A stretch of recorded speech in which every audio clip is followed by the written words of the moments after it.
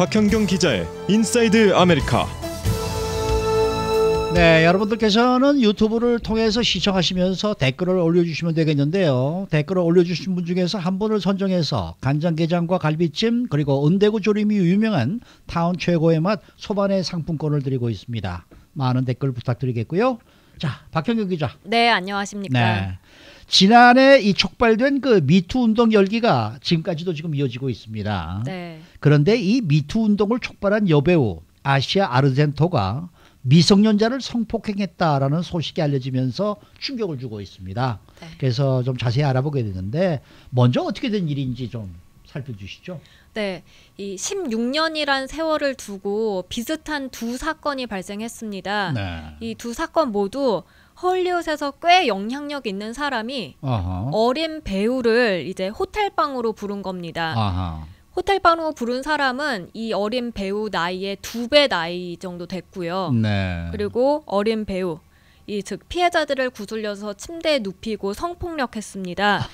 한 사건은 이 헐리우드 거물 제작자 이 하비 와인스틴이 1997년 프랑스 칸네에서 21살이던 배우 이 아시아 아르젠토를 성폭행한 거였고요. 네. 그리고 다른 하나는 이 아시아 아르젠토가 2013년에 이곳 남가주에서 미성년이던 배우 지미 베넷을 성폭행한 사건이었습니다. 네, 어제 저 주류 방송 보신 분들 하루 종일 난리였기 때문에 다들 알고 계실 텐데요. 네. 두 사건 모두 지금 아시아 아르젠토가 연관이 돼 있는 건데 참 아이러니한 게요. 하나는 피해자, 하나는 가해자란 말이죠. 맞습니다. 이 아시아 아르젠토가 작년 가을에 뉴요커에다가 이제 하비 와인스틴의 성폭행 사건을 폭로하면서 미투 운동을 촉발한 여배우인데요. 네. 특히 올해 영화제에서는요, 1997년 당시 자기가 21살이었는데 하비 와인스틴이 성폭행했다라고 이 올해 또 이 영화제에서 밝혀서 청중들의 박수와 또 지지를 받기도 했습니다. 네. 그런데 지금은 이제 성폭행의 가해자로 보도가 돼서 충격을 주고 있는데요.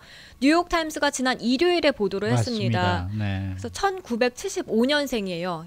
아시아 아르젠토가 42살인데 네. 2013년 37살이던 당시 남가주 한 호텔에서 17살이던 지미 베넷을 성폭행했다. 이렇게 뉴욕타임스가 전한 겁니다. 그 두 배우는 같은 영화에 출연한 거죠, 그러니까. 네, 2004년에 개봉한 영화인데요. The Heart is Deceitful Above All Things라는 영화에 함께 출연했습니다. 네. 아시아 아르젠토가 엄마로 출연을 했고 지미 베넷이 아들로 출연을 했어요. 네.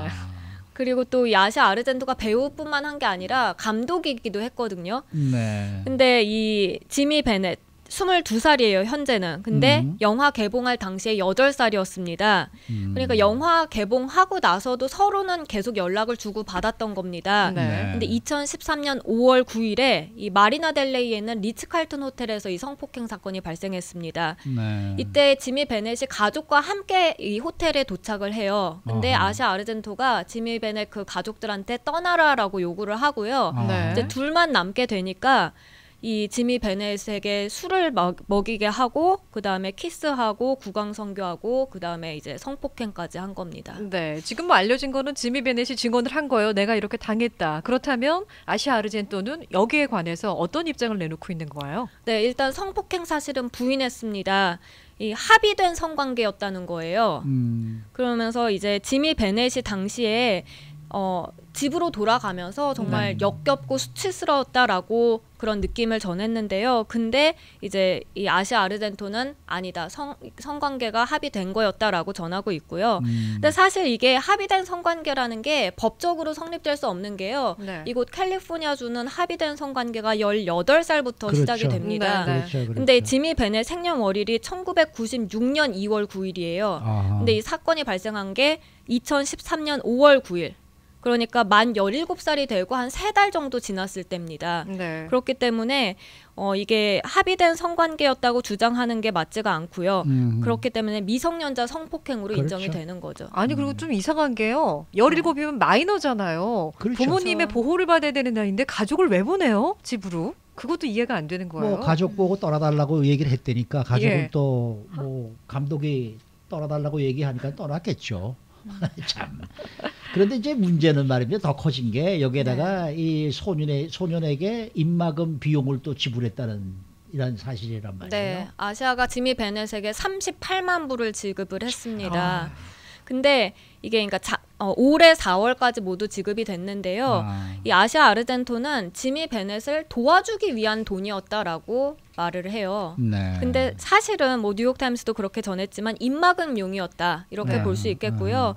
근데 아시아 아르젠토는 이후에도 입막음용이 아니다라는 입장을 계속해서 얘기를 하고 있습니다. 그런데 우리가 여기서 주목해야 될 게 뭐냐면 이 성폭행 사건 이후에도요. 두 사람이 계속해서 연락을 하면서 지냈다는 거 이거란 말이죠. 네, 단순히 연락만 한 게 아니라 꽤 친밀한 관계를 이어가긴 했어요. 네. 성폭행 당한 날 일단 둘은 같이 점심 먹었고요.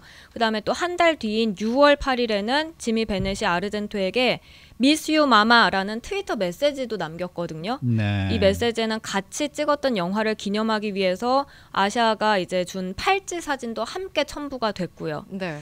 근데 뭐 지금 뉴욕타임스 기사가 보도되고 난 후에 이 지미 베넷은 별다른 입장을 나타내진 않고 있습니다. 근데 지미 베넷 변호인은 이런 일을 겪고 나서 어떻게 바로 입장을 내놓겠느냐, 시간이 좀 필요하다라고 전하고 있습니다. 근데 이번 사건과 관련해서 지금 LA 수사 당국이 조사에 착수한 상황입니까?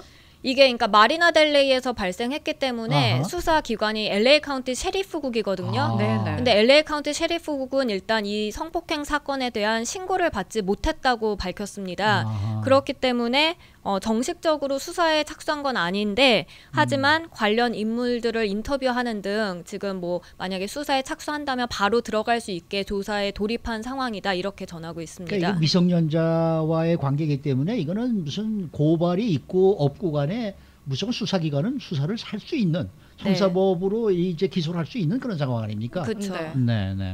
근데 이제 논란이 됐던 거는요. 이 아시아 아르젠토가 미투 운동을 촉발한 장본인이란 말이죠. 이 사람이 폭로함으로써 전 세계적으로 이제 미투 운동이 퍼지게 된 건데 맞아요. 정작 본인이 그 수년 전에는 누군가를 성폭행했다는 거 이게 충격을 주고 있는 거예요. 그렇죠. 네. 그 미투 운동의 본질이 사실 이 자신의 권력, 뭐 파워를 이용해서 이제 성폭력을 행사하는 거잖아요. 네네. 근데 아시아 아르젠토도 분명히 자신의 권력을 이용해서 미성년자를 성폭행했는데 근데도 거의 1년에 가까운 기간 동안 지금 미투 운동을 촉발한 용기 있는 여성으로 찬사를 받았다는 거예요. 네. 그렇죠. 두 얼굴을 보여줬다라는 점에서 정말 충격적이고요. 더군다나 이제 말씀하신 대로 미투 운동이 전 세계적으로 번진 만큼 전 세계에서 많은 사람들이 충격적이다라는 반응을 보이고 있습니다. 네. 그리고 이 하비 와인스틴 변호사가 입장을 내놨는데요. 미성적인 행동에 충격 그 자체다. 이렇게 뭐 전했고요. 묻은 사람이 뭐 묻은 사람 마무리한다고 그러니까요. 똑같은 얘기네요. 네. 그리고 또 아시아 아르젠토와 함께 미투 운동을 주도한 여배우가 있죠. 로즈 맥고안도 입장을 밝혔는데 10개월 전쯤에 이 아시아 아르젠토를 알게 됐다. 근데 가슴이 정말 깨질 듯이 아프다. 그러면서 모든 곳의 피해자들을 대표해서 나는 내 할 일을 그냥 해 나가겠다 이렇게 적었습니다. 그렇군요. 앞으로 어떻게 전개가 될지 모르지만은 네. 속보 들어오는 대로 부탁드리겠습니다. 네, 감사합니다. 네, 수고 많으셨습니다. 박형경 기자였습니다.